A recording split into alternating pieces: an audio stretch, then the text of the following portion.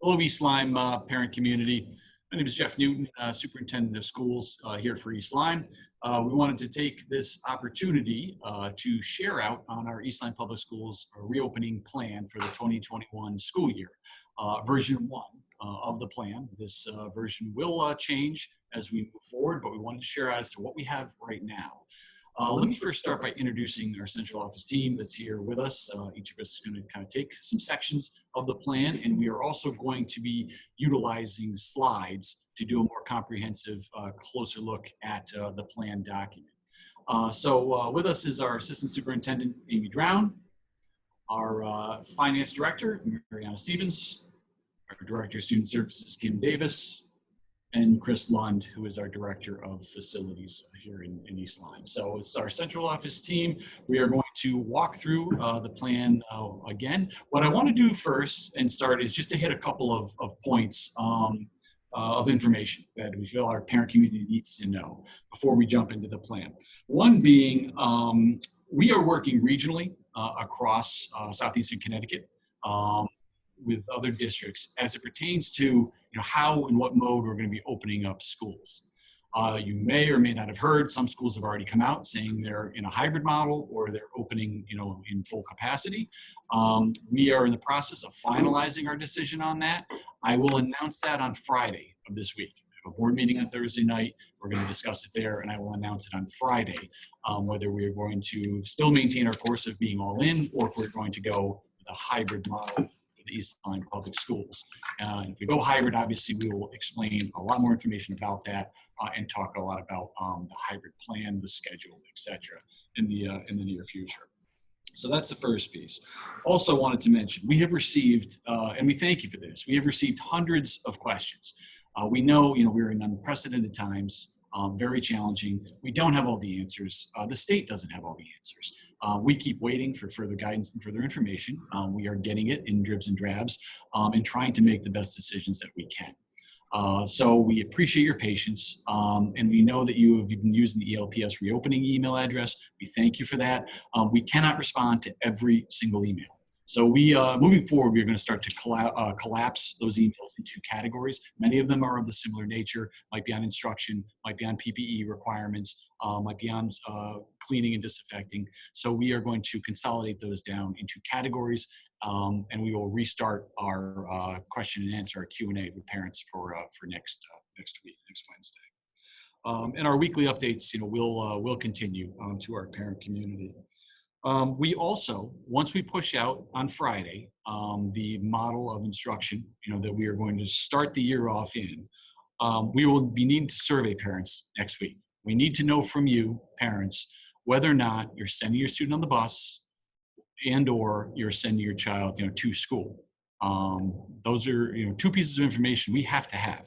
We have to have a yes or no on, because we need to be able to develop our schedules and do our planning accordingly for trying to make sure our classes are appropriately staffed and of appropriate size, as well as it pertains to social distancing and a lot of our protocols. So be on the lookout for those. And also, as I mentioned at the start, our roadmap to reopening our schools is version 1. We will have another version forthcoming as we determine the mode of instruction and how the school year will start. And as I mentioned, that will come out this coming Friday in a letter from me. So with that being said, I'm going to just share the plan first, the reopening plan. Then we're going to walk through the slides. So here is the roadmap to reopening our schools of fall 2020 version 1 full plan.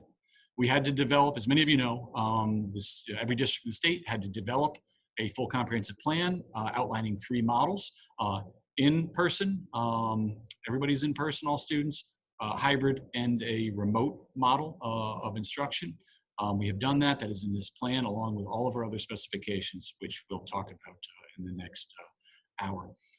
So I'm just going to scroll through this fairly quickly just to show you the outline. Many of you have probably already seen this. Many of you have read it. Many of you might have not. So just to give you a sense of what this looks like and how it's laid out, and also just to let you know, it is on our website. So if you have not seen it, please go to our website. We now have a tab across the top of our website you can click on, a banner, which will take you right to our COVID information page, and this reopening plan is there. So again, cursory overview of this, and then we'll get into the details of the plan in the slide deck that I'll show you next. So, table of contents and how we laid this out briefly. We have 8 core areas of this plan that we focused on. First being public health protocols, safety protocols, our response to an outbreak if one happens, equity across our district, which you need to continue and maintain, family and community engagement, communication methods is part of that, and engaging our families. SEL, our social and emotional learning and mental health, extremely important as we've had kids and staff members that have been out of our buildings for what will be 6 months prior to their return. So it's important to note that we're going to have some supports for students and for staff upon the return. Instructional pathways, all of our core instructional components. As all of you know, last spring we were in a continued educational opportunities mode where some staff members, some teachers, certified teachers were doing live instruction. We engaged in it later in the process. Moving into next year, if we go remote or if we're hybrid, we will be using online learning. We will be engaging in grading. We will be engaging in curriculum and instructional practices that move the district forward. That will take place. So I want to be clear, it's going to be different than how we rolled it out last year. We did that for a specific reason, to allow our 300 to 400 parents and families that were not prepared to be able to engage with us. It will look different as we roll into the start of this coming year if we are hybrid or remote.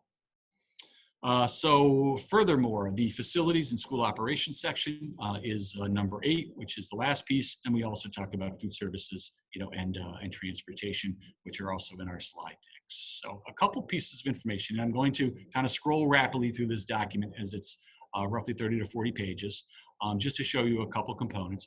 Our guiding principles, real quick, these 5 areas, we had 5 subcommittees that worked across our district through the month of July. Over 160 people participating on these subcommittees, creating what is in this document. So we are living by the guiding principles of communication, social emotional learning and support, operations, logistics, and our instructional pathways. Our reopening model priorities, if you just note at the top here, these top 4 areas, the safety of students and staff is foremost. And any decision that we're making about reopening schools or bringing people back into our building, our number 1 priority, first and foremost, is the safety of students and staff. It has to be in place in every facet in all that we do. Development of appropriate educational opportunities also has to be in play. I just mentioned the fact that we are going to be rolling in with regular instruction, or whether it's online or whether it's in the classroom. We need to be able to flip that switch immediately. If we're in school or if we're out of school, instruction must continue and the academic rigor must continue as well. Awareness of social and emotional well-being of students, families, and staff. We need to be very cognizant, again, of that. We have supports ready to go at the beginning of the year. We need to make sure we're going to have many different feelings from staff members and students upon re-entering the building. We need to make sure that we're supporting them in that venture. And the expectation that all children will achieve at the expected grade level by June 2021. That is a priority of ours. So I wanted to just make mention of those reopening model priorities. As we scroll further through, we have in here, the stages of reopening. We talk about a full opening, which was our fall reopening plan. Limited capacity, a hybrid model, roughly 2 days on, 1 day off, 2 days on. So cohort A, or a group of students, half the school, for instance, would be here Monday, Tuesday. Everybody be out of the building Wednesday, and then Thursday, Friday would be the other half of the school would be in play. So we'll talk about that more a little bit later. But our full opening, hybrid, and then obviously full closure, which would be remote distance learning. The roadmap for reopening, I'm going to talk about this in the slide deck because this kind of drives our slides. So we'll come back to that. And then all these slides that follow are what we're going to address in the slide deck. So I'll kind of quickly scroll through just so you can see that all of the comprehensive information is in the plan, numbered as it pertains to our outline and our table of contents. And how we are reacting to all the components listed into those eight categories or 8 areas. These are also, when you get to SEL, number 6, these are clickable links of some of the documents that we utilize. So please be on the lookout for a lot of that. And also, The instructional pathways, this is a core amount of work that went on. There was a high number of people that participated in the instructional pathways committee with Amy Drown, our assistant superintendent, because there was a lot of work on the blended learning model that had to take place. We will explain all these things, especially the virtual Viking component, because I know there's a lot of questions. What if I want to keep my child home? Do I homeschool? What does that look like? So we're going to talk about that and break that down for you. So that is the plan in itself. There's some schedules, draft schedules in here too, of what the day might look like. Full reopening, it's a regular schedule. Hybrid model, we've got a schedule basically, as I mentioned, you've got kids coming in Monday, Tuesday. The other half of the school would be in Thursday, Friday. We would talk about how we would break that down the middle and have which group of students on site when, and then all distance learning on Wednesday. That's the hybrid model. And then obviously some schedules that we drafted as it pertains to remote learning. So you can take a look at those at your leisure. So that's, and some more information about the instructional pathways. So that pretty much wraps up the plan, other than I did mention food services and transportation, which was down here as well. And we'll hit both of those along with facilities and operations. We'll hit those in the slide deck. So I'm going to stop there. I'm going to go to the slide deck. And I ask that you go ahead at your leisure and please take a look at the full reopening plan that everyone had received in a link in a letter. Again, if you didn't receive that link, by all means, please go to our website and we can share it that way. You'll have access to it. I'm going to turn your attention now. I'm going to share our slide deck that we're going to go through, and myself and our central office team are going to talk about some information as it pertains, a deeper dive into the plan.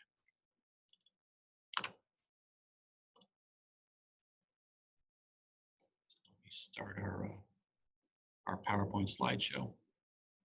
Okay. Hopefully everybody can see that. Again, our roadmap to reopening, parent and community overview.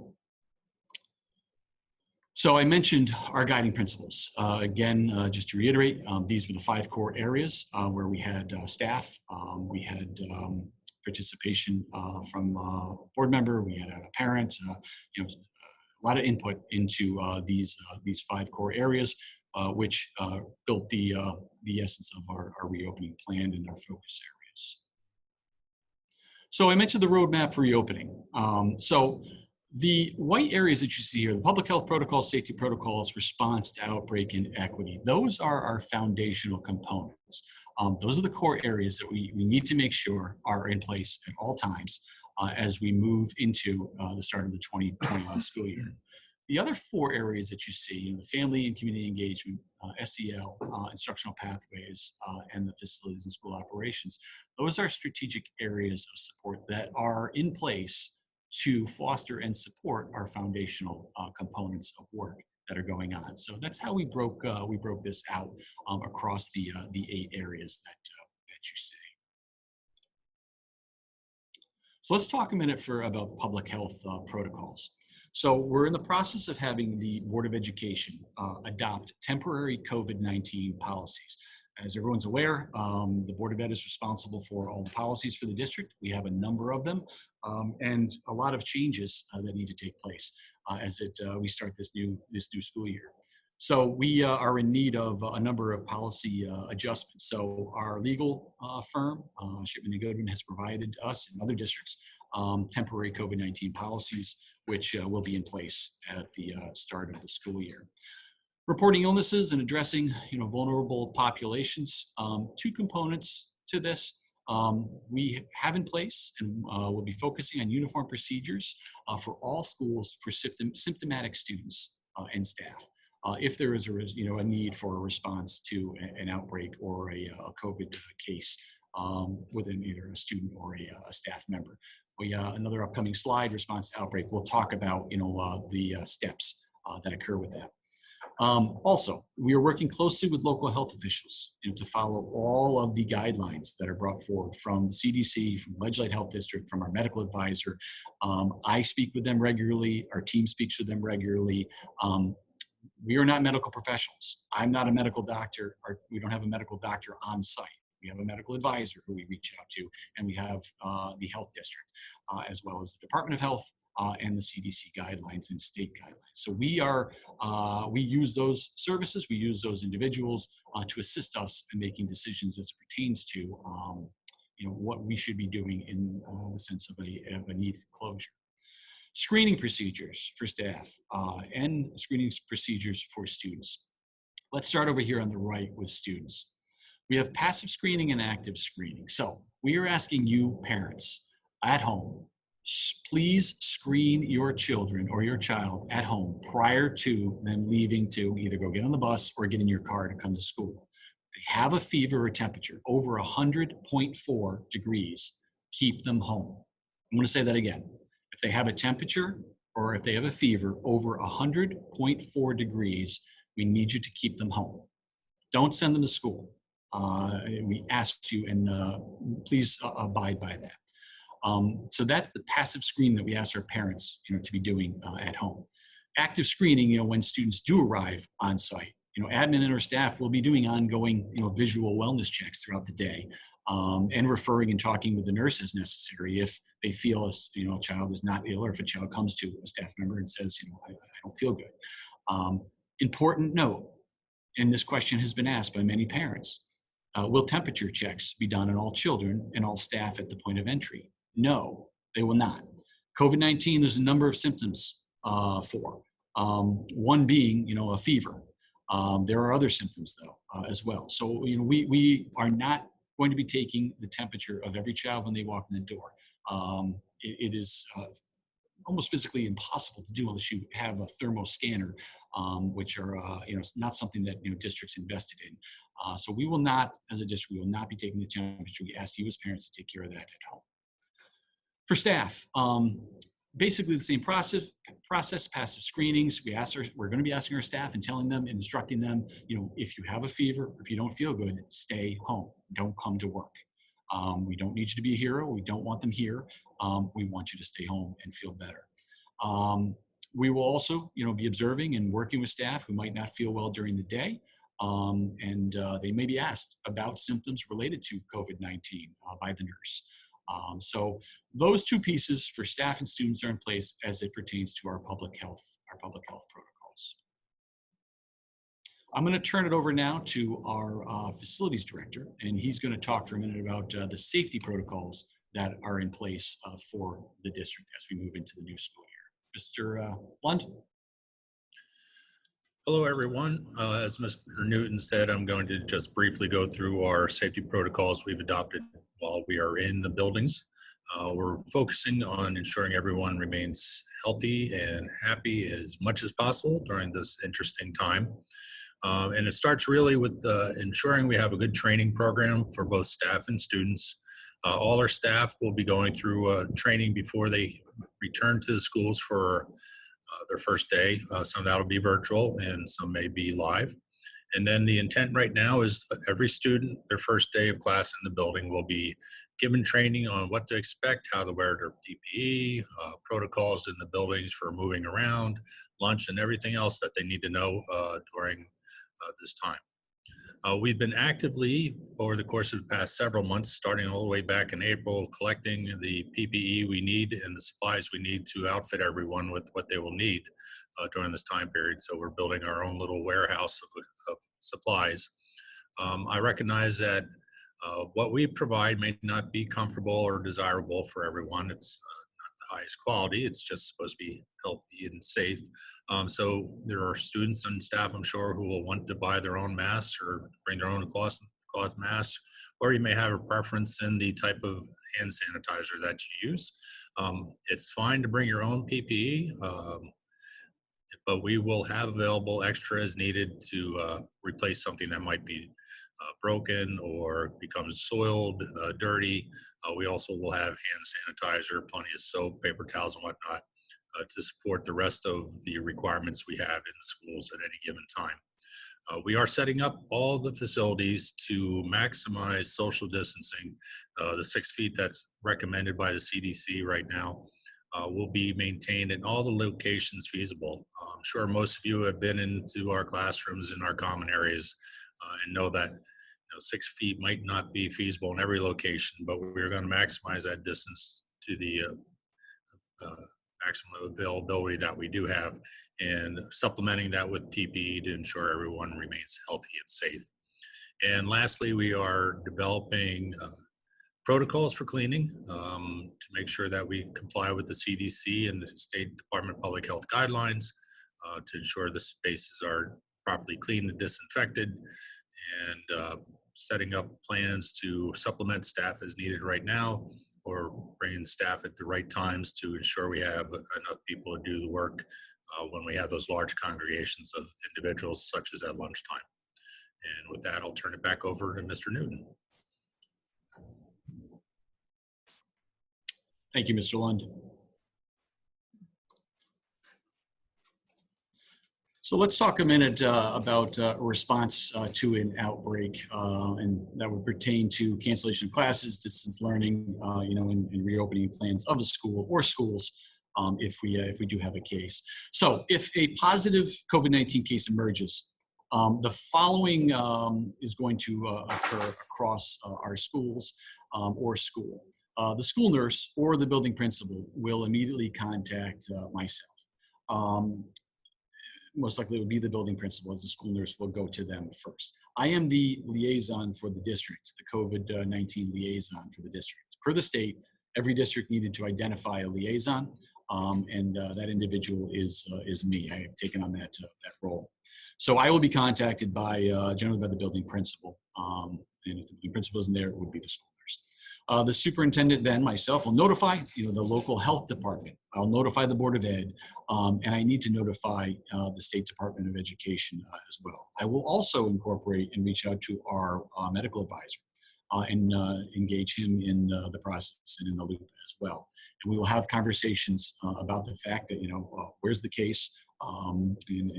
We'll get into that actually right now as it pertains to the decisions that are made, about that. So if there is a case, some of the first steps that need to occur is, we need to begin identifying, the contact tracing, talking about the closure, talking about the cleaning and the continuity of education and, reopening the schools.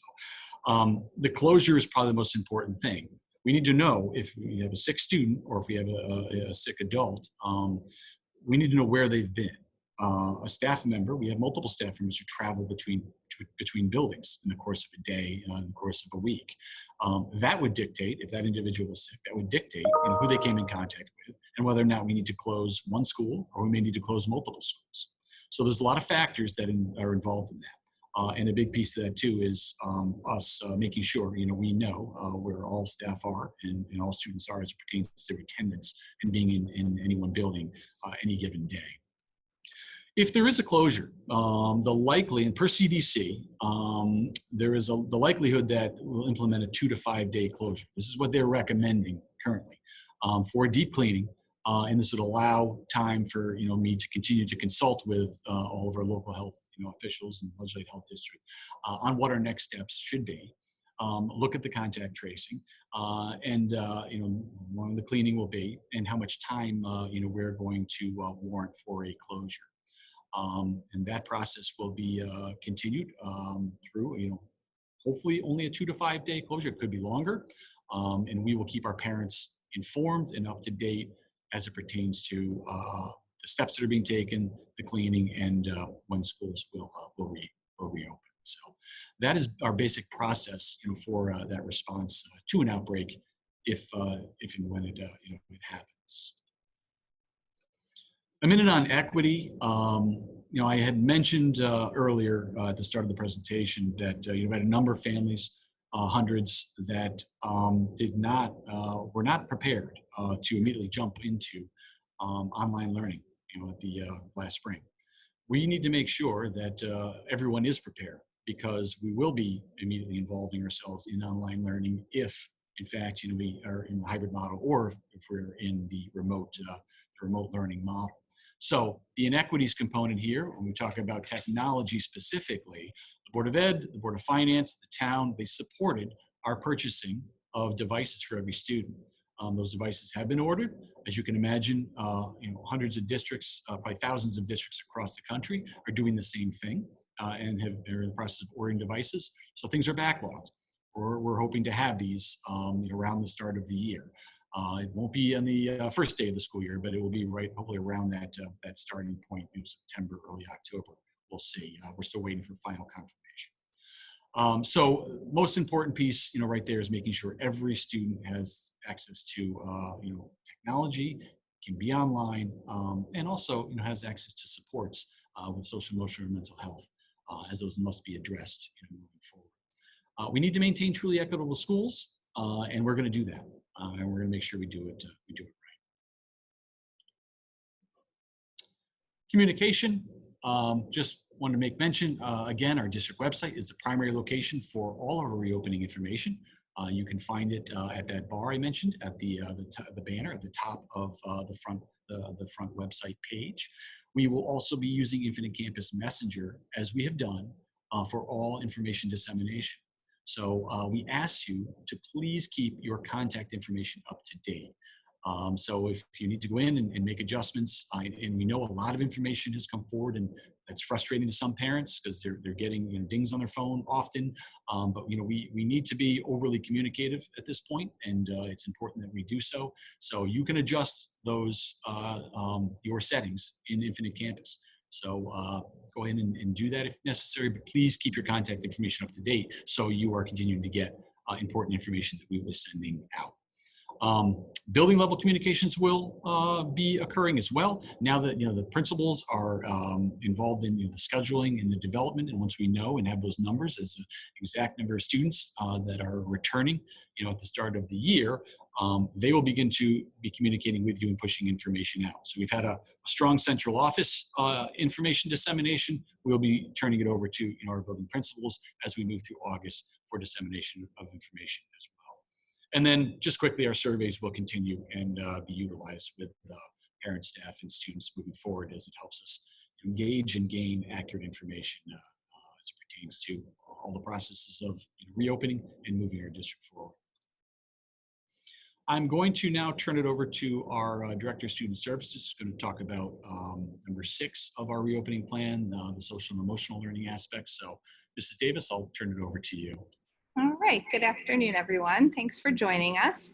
So as students and staff re-enter our buildings, we are not only looking at their academic supports, but we're also looking at their social and emotional supports and helping them build a toolbox of broadening and strengthening those social emotional supports. So you can see here on the slide, there's a definition of what social and emotional learning is. You can also see a snapshot from one of the pages in the reopening plan. That's the graphic to the right with the 4 critical practices outlined. Specifically in the reopening plan, pages 17, 18, and 19 deal with social and emotional learning. So if you have further questions after my overview here, that's where you can refer back to. What we're prioritizing specifically as we reopen are critical practice number 2 and number 3. That is supporting staff to build their capacity, help them reconnect and heal from the experience of last spring, and critical practice number 3, which is creating safe, supportive, and equitable learning environments for all students that support their social and emotional development. And to do that, we have had a subcommittee working over the summer that has worked to create toolkits that will be provided to our staff during their first week back, along with some professional development. This will help reshape their lens of understanding what social emotional learning is and how to respond to that given the circumstances of the pandemic. So we are not only supporting students, we're supporting staff and adults in our environment and hoping to connect families with outside resources when needed.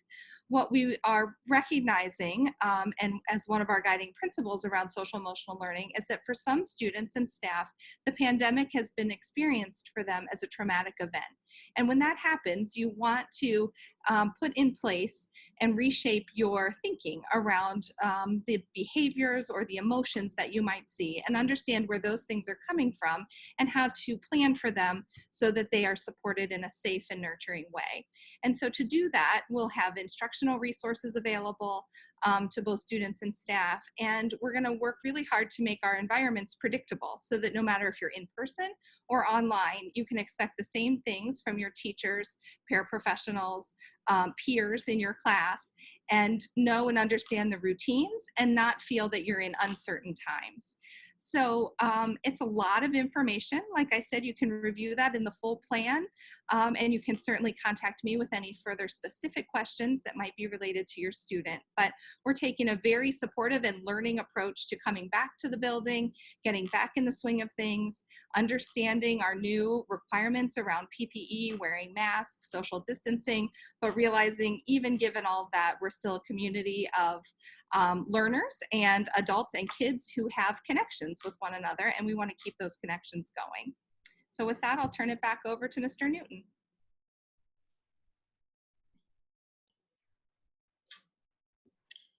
Thank you, Mrs. Davis. I'm going to now ask our Assistant Superintendent, Amy Drown, to have some conversations with all of you about the Instructional Pathways model, and models, I should say, and I'm going to turn it over to Amy. So, Amy? Hello, parents, guardians, and maybe even students who are listening. I'm privileged enough to be able to walk you through the instructional pathways that we're going to be offering to our students. I want you to think of it as almost a 3-lane highway. So I want you to think about it as one lane is the East Lyme Instructional Model, which is really encompassing an on-site, hybrid, and distance learning model that ebbs and flows between based on the health recommendations within our region. Highway number 2, think of it as a virtual Viking, which is basically a temporary instructional model where documentation will be required in order for your child to be able to engage in that learning for the length of a marking period. And then think of the 3rd lane as homeschooling, where you as a parent or guardian accept responsibility for your child's education and you navigate that pathway as you see fit for your own child. One of the things that's important though is as we travel across any of the 3 highways, one of the things that we want to reinforce and support for every student in East Lyme is really high quality responsive instruction, accelerated learning, and we want to make sure that individual student learning and growth is at the forefront and priority within our instructional model.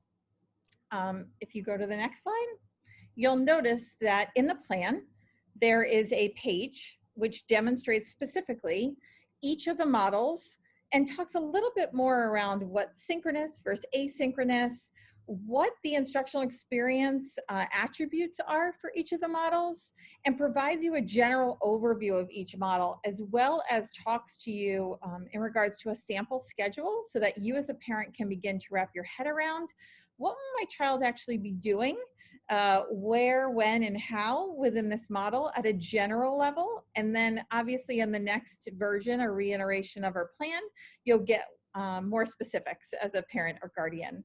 And one of the things we wanted to bring your attention to obviously is our hybrid model, as that would be considered a newer model for us, and it would be a model which would encompass both on-site as well as at home learning and instruction. And it is one of the opportunities that our students may have as we look at planning for the fall. Probably a key factor for us though is meeting the needs of our students. We want to make sure at the individual level we're meeting the needs of our students, we're making sure that our students get what they need, we're making sure we're taking that learning and that level of engagement as well as their comprehensive understanding of the content to the next level. And in particular, we want to make sure that our strategies that we implement for students with IEPs or individualized education plans, as well as our students who are English language learners, really are getting their needs met as a cohort that needs support, as well as services that they are entitled to, and we are looking forward to be able to support in the East Lyme instructional model, whether it be on that on-site, hybrid, or distance. You'll also notice in the plan there's a couple different sections. One of them particularly hones in on professional learning. So we want you to know just as much as we're focused on your child learning, we are also very much focused on our staff learning. Learning new ways of doing, reflecting on the spring, moving forward with a level of optimism and excitement and opportunity for your students, but also with this investment from the Board of Education as well as the Board of Finance, we are very much invested in a blended learning environment for your child, and we feel that that is our next level of work, and that is the experience that we are planning to implement for your child as we move into the fall. So you'll notice that there's some professional learning that needs to go along with that for our staff. You'll also notice that there's a page talking about partnerships. So probably the ultimate partner over the course of the spring has been you, the parents and guardians, as well as maybe even the siblings of some of our students within the home, helping guide and support the learning that your child's been engaged in while they were at home. So you'll notice on the partnership page that there's going to be some opportunities that weren't available in the spring that are now going to be available in the fall, because we really want to hone in and we want to support and nourish those partnerships between our parents, our teachers, as well as administration at the building level and the central office level. I strongly encourage you in particular to hone in on the office hours and the professional learning series with me. I will be doing those on a biweekly basis in order to be able to support and engage with parents and help you as well as be learners as you support your children at home and whatever model we may be in. And then lastly, you'll notice as part of our plan is the systems for improvement.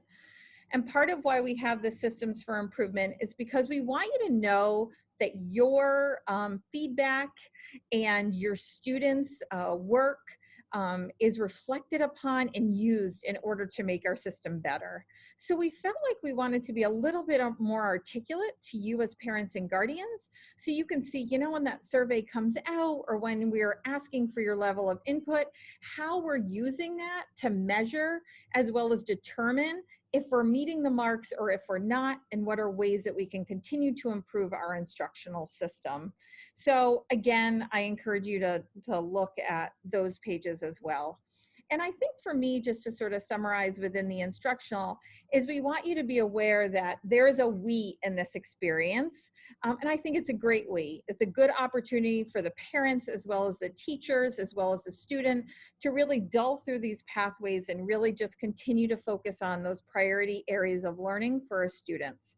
We're excited for the fall. We're excited to have your students return to us, and we see a lot of positive opportunities in the coming month. So with that, I'll turn it over back to Superintendent Newton.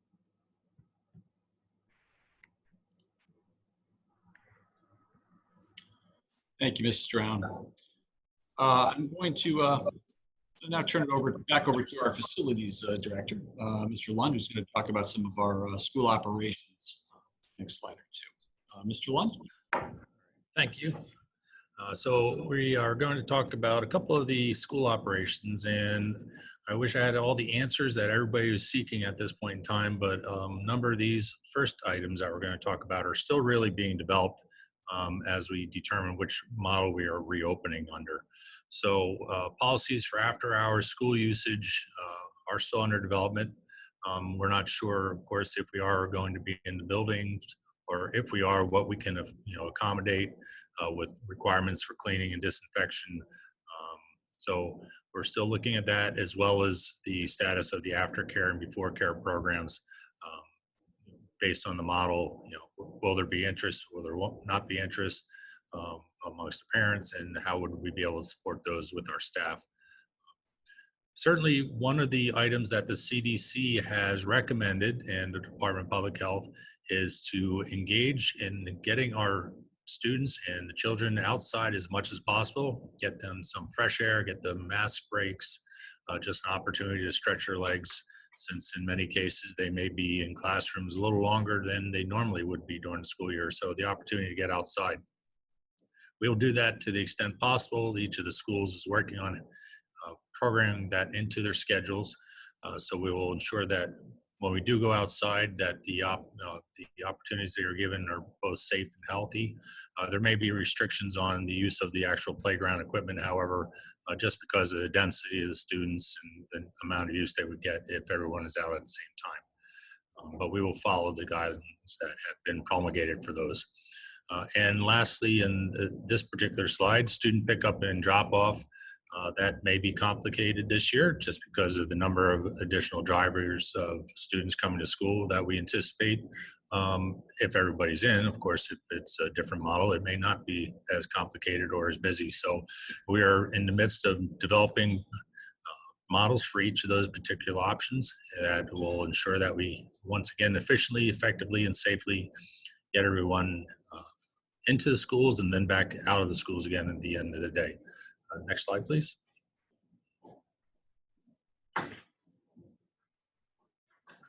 So there are a couple of questions that have been repeatedly asked of the facility staff, and I'm going to address two of those. And first of them is, what are we doing to ensure healthy indoor air quality in schools? So we are very fortunate at the end completion of our elementary renovation projects. We now have all 5 of our schools have modern central heating and air conditioning, which is controlled under a computerized building management system.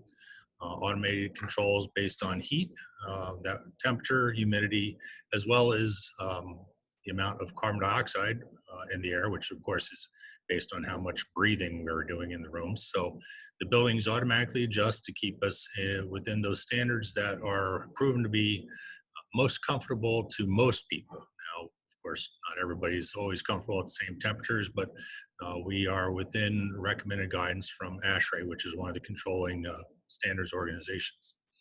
Our central HVAC system means that we can bring in fresh outside air continuously into the buildings to ensure that we're getting the proper exchanges of air in the rooms. So that, according to the CDC guidelines, we want to have a good dilution, is what they're calling it. So a lot of fresh air in, taking the older air and exhausting it back out again. As far as the maintenance and repair of our systems, the schools have maintained a contract with the vendor for the last several years to have our systems professionally managed by a mechanical engineering vendor. So we are up to date on all of our maintenance. We have continual and frequently conducted and regularly scheduled maintenance, including filter changes on all of our systems on a monthly and as needed basis.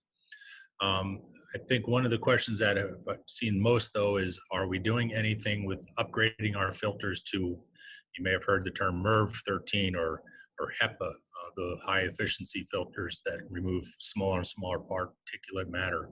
What we've been told by the CDC and again by DPH is that it's most important that the systems we have in place are operating correctly, which they are.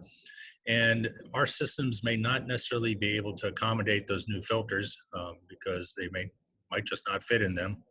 And they're also, lastly, very expensive and hard to get right now since they're being scooped up and purchased by healthcare and everyone else. So we are doing our best to ensure that we are operating as efficiently as possible with our air quality. Next slide, please. How are we going to clean the schools? Everybody wants to ensure that we're going to a properly clean school. We again are going to follow the CDC and Department of Public Health guidelines. The common areas, such as the hallways, the high school commons, cafeterias, if we are using them, bathrooms, of course, and doorknobs, will be cleaned at least twice a day. One of the questions we've received is, why not buy the foggers or electrostatic sprayers? And the Department of Public Health and CDC have recommended against using those. They're not proven to be effective in this matter, and we like to use green products, and we will continue doing that. And a lot of the electrostatic sprayers or foggers use products that would not be considered green. So we don't want to introduce any additional hazards into the school that aren't doing us any good anyway. And right now we are looking at bringing on additional staff as needed at each of the schools to help us with our cleaning needs, both during the lunchtime and after school or during the rest of the school day. And we will do that as needed to ensure that everyone is properly clean and disinfected school.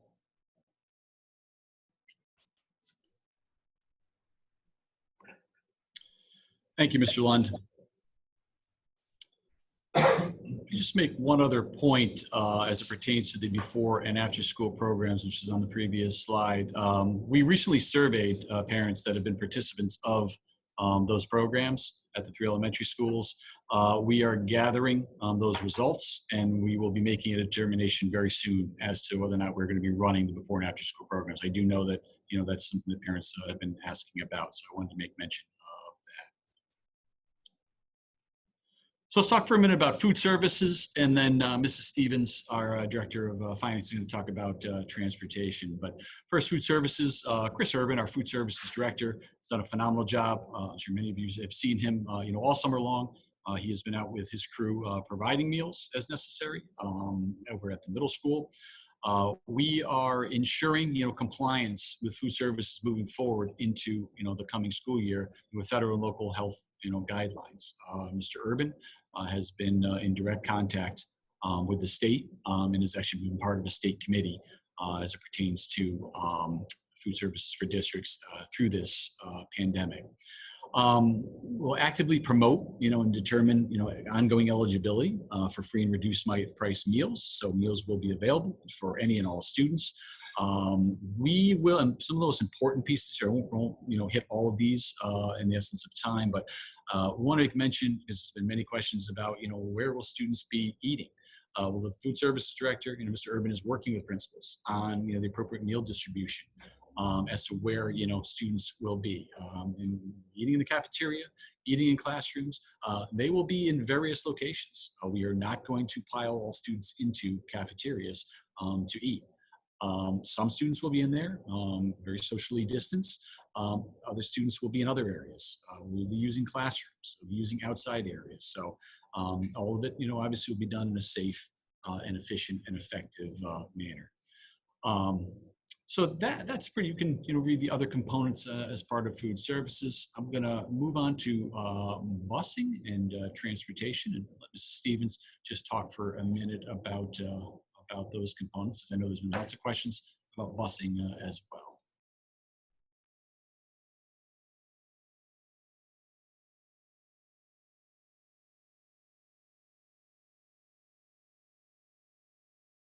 Sorry, I was muted. Good evening, everyone. Just as your student safety is important at school, it's also important on the bus and getting to school. So some of the things that we're implementing in conjunction with First Student, we've been working with them. Obviously, similar to the school, we, self-screening at home, as Superintendent Newton mentioned, please, if your child isn't feeling well or has a temperature of 100.4, do not send them to school. We will practice social distancing at the bus stop, and we'd encourage parents to assist with that, as obviously we can't be at the bus stop to do that. We will have bus monitors on the bus at least through December to assist with encouraging students to keep their masks on. We don't want students changing seats and switching seats while the bus is moving. We will also implement restricted seating depending on whether full opening or hybrid, loading back to front so that we minimize the going by people. And also for younger students, we will implement assigned seating where we have areas for kindergartners so they can sit at the front of the bus, and then other students again loading back to front. We are working with First Student, who has implemented some safety measures. Their bus drivers will also be wearing masks while driving the bus. They are providing a very comprehensive safety program for all of their drivers before they start the school year. They're going to sanitize the buses, in between runs and at the end of the day using a sanitizing agent that's on the list of approved EPA sanitizers, list N for COVID-19. The buses on the windows on the buses will open when possible, will be open so that it promotes air circulation and things of that nature. So I think that pretty much covers it. Page 33 of the plan has has some more comprehensive listing of items that we're going to implement. But so I'll turn it over, I think, Amy.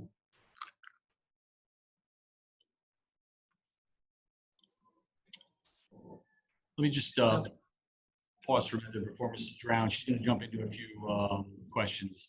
So yeah, as we've mentioned, we have a frequently asked questions that we've been receiving. We've receiving a lot of Q&A every Wednesday. We've been trying to push that out. So we've received a number of questions. I mentioned earlier, we're in the need to consolidate. That again, it's hundreds of questions that have come in. Thank you. A lot of good, not just questions, but ideas supports, feedback. So we appreciate all of that. So we're going to jump into a few questions now as we wind down in our presentation. So I'm going to turn it over to Mrs. Drown to start some of those with the first set as they're part of Instructional Pathways. Mrs. Drown? Sure. So I'm going to answer 3 particular questions. These 3 questions are basically questions that have been asked by multiple parents. So figuring that there's a trend in regards to the answer. So we are hoping that these 3 questions will help answer the bulk of some of your concerns in regards to the instructional model. I know these, as a parent myself, these are some questions I even have of my children's own school. So how will my students' instructional experience be different this year in comparison to the spring? Superintendent Newton identified that our model will be different from spring to this fall. In particular, we'd like to hone in on the fact that you will notice an increase in synchronous teaching and learning. That's a live level of instructions, teacher to student, whether that be on-site, hybrid, as well as remote. So you will notice an increase in that. You'll also notice that there will be a daily schedule for your child, as well as attendance will be taken on a daily basis. The third component is you'll be seeing that we'll be returning back to traditional grading as you knew it as a parent prior to March 13th at our building levels, as well as the last piece that you'll notice is a focus on priority standards. So you begin to see that we're honing in on particular standards to ensure that students reach a level of mastery at the grade level in which they're at, and that they really deeply understand and engage in the content over time and ensure that they are meeting those grade level expectations and that we're accelerating their level of learning and truly preparing them for their next level of education. My next question hones in on what type of schedule will my student follow when they're in each model? So this is really the major point, right, for parents as you're thinking about your student and what does this look like, particularly if you're working from home or if you're attempting a work schedule of your own. So I'll give you a quick general overview of on-site. Basically, your child would be reporting to their building 5 days a week. It would be a full day schedule. While they were in our building, they will engaging in a 50-50 synchronous and asynchronous blended learning model, which that would mean that during their instructional blocks, half of that instructional block would be in synchronous live instruction, and the other half of that block would be an asynchronous opportunity for peer-to-peer learning as well as independent practice. The hybrid model would be 2 full days in the assigned building by cohort, which would be identified at the district level. You'd receive notification as to which cohort your family identifies with, as well as 3 days at home. One of the days being Wednesday, and during that Wednesday day, we would be providing synchronous instruction, utilizing a half-day schedule, so that the other half of the day on a Wednesday could be asynchronous and an opportunity for some peer-to-peer as well as independent learning. And then the other 2 days would be an asynchronous opportunity, will be based on a learning plan developed by the teacher and student. So as I mentioned before, your child would still have a schedule for learning during those 2 days in which they're home. You'll also notice that we are promising you a 50-50 synchronous and asynchronous blended learning model because we want you to see that 2.5 of the days would be in a synchronous approach and 2.5 are asynchronous. Again, really honing in on that blended learning model that we're looking to implement and really become part of our way of being here at East Lyme. And then the last piece is distance learning. Again, that's now 5 days at home or in whatever environment outside of school your child is going to be in. And those would be functioning on a half-day schedule every day, which means that on that half-day schedule, during that half-day schedule, you would have synchronous learning.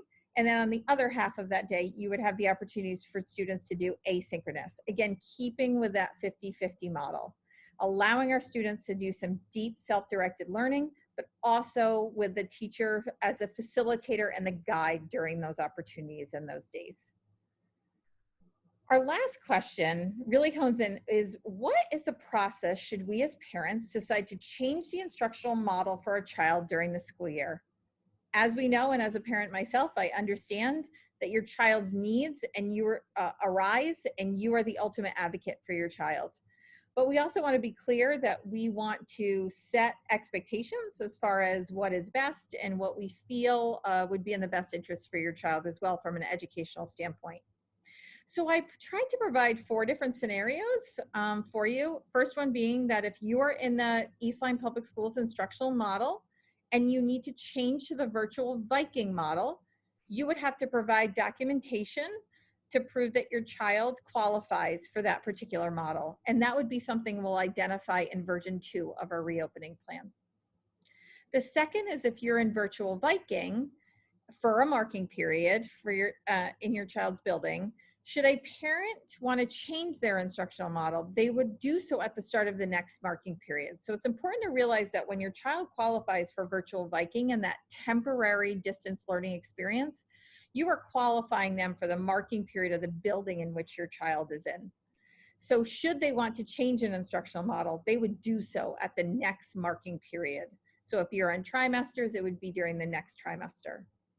The third would be that students who are homeschooled, so you decide to homeschool your child and own and manage their educational journey, and decide you would like to now opt in to the Eastline Public School instructional model, you would need to re-enroll your child as an Eastline Public School student. And then the fourth scenario I provided is that if you are currently or choose to homeschool your child and you would like to change to virtual Viking, it would be the same practice as far as re-enrolling your child as an Eastline Public School student. So again, I hope that these questions help provide you with some targeted response. We're going to continue to use your questions in order to guide the development of our second version of our reopening plan. So hopefully you'll see some additional answers in that as well. Thank you.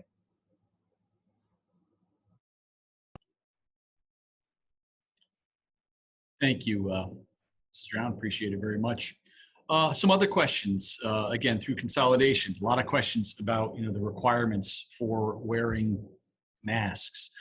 Students in grades K to 12 will be required, to wear a mask.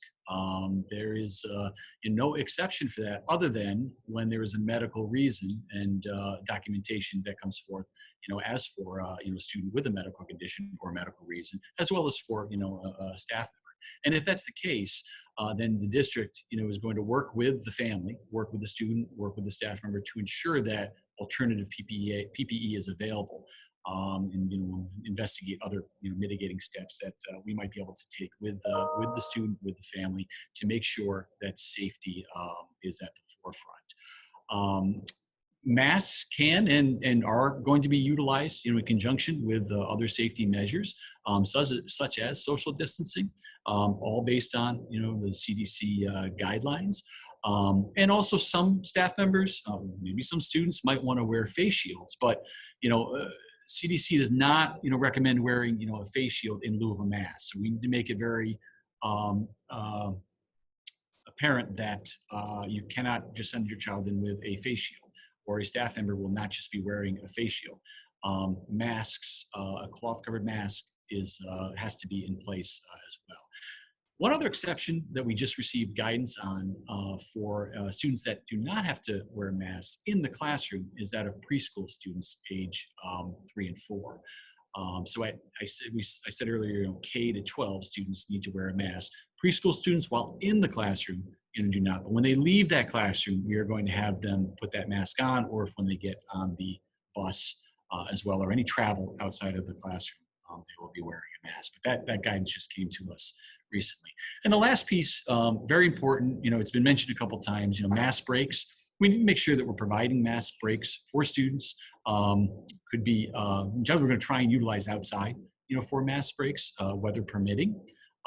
So we're going to incorporate that into the daily schedules, and we're going to work with students on making sure that, it becomes a successful skill for all that are involved in it.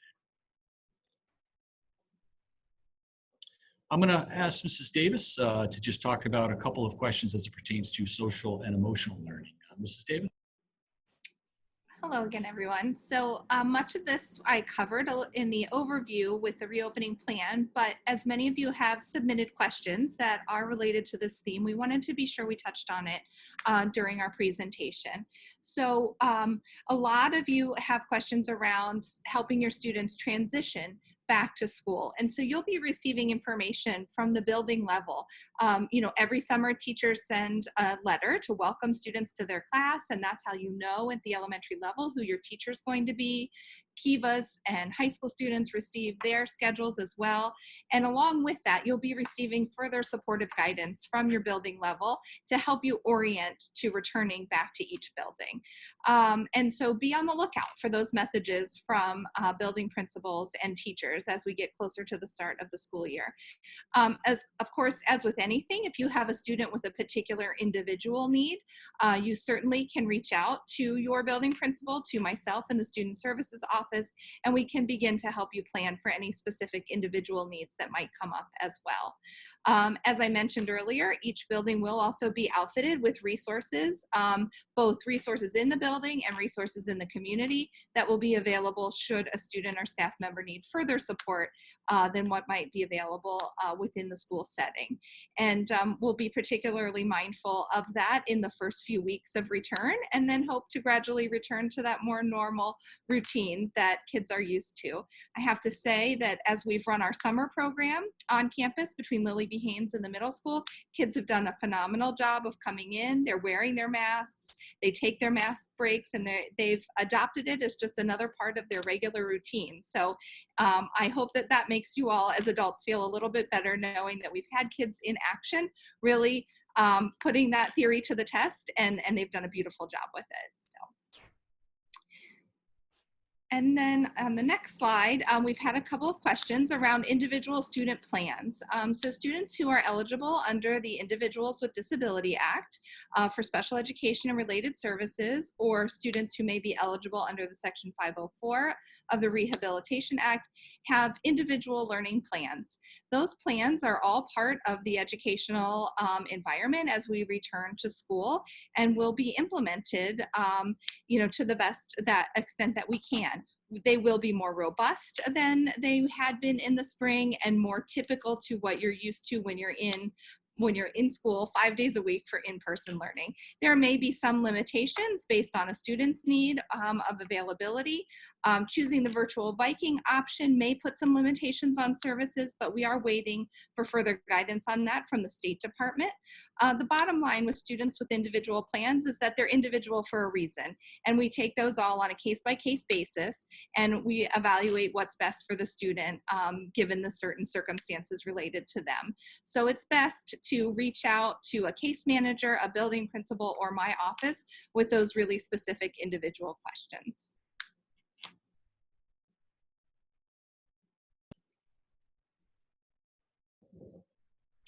Thank you, Mrs. Davis.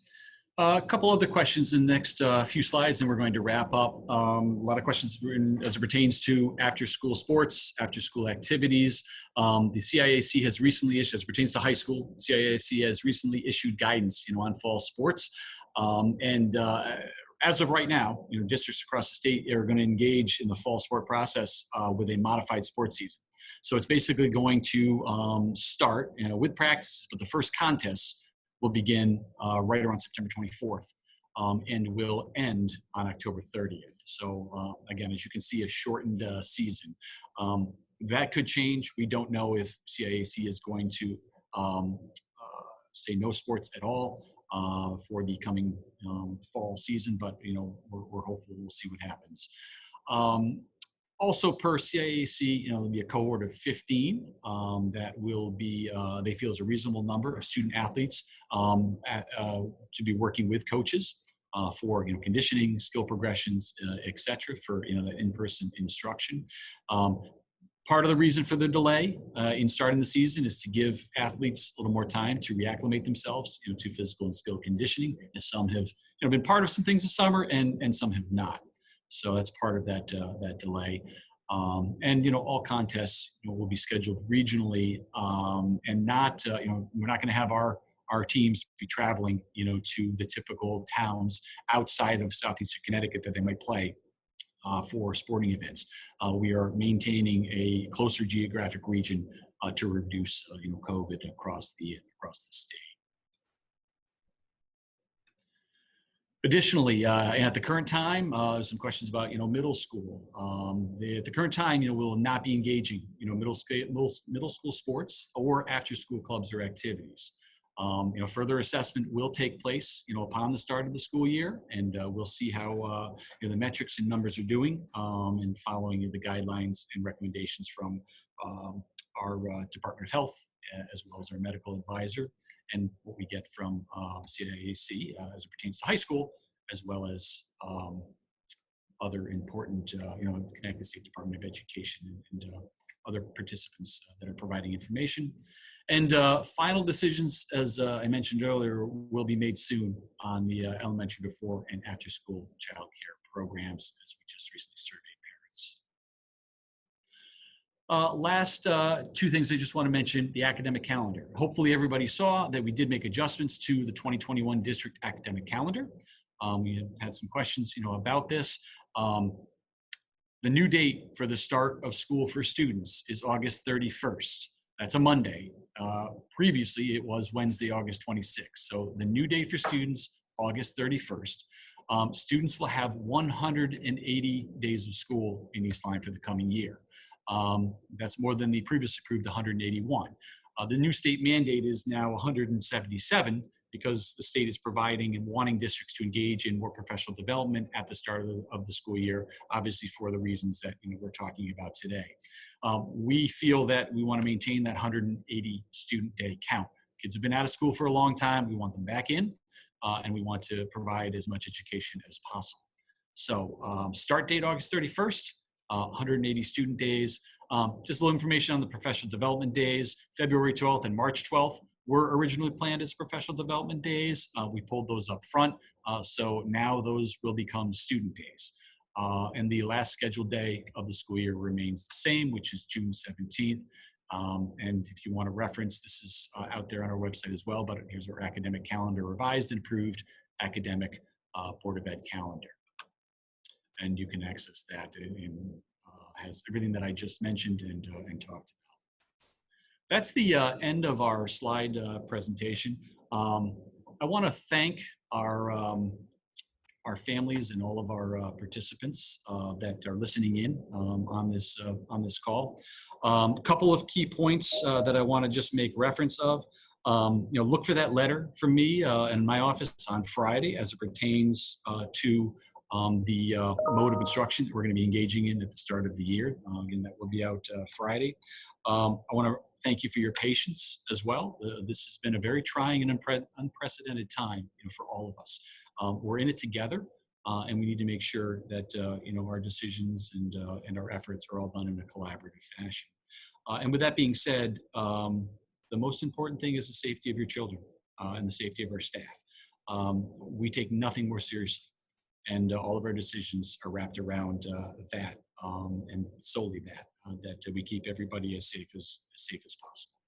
So I want to thank you again. I want to thank our central office team, and we will be doing more videos and sharing them out as we move through the coming weeks.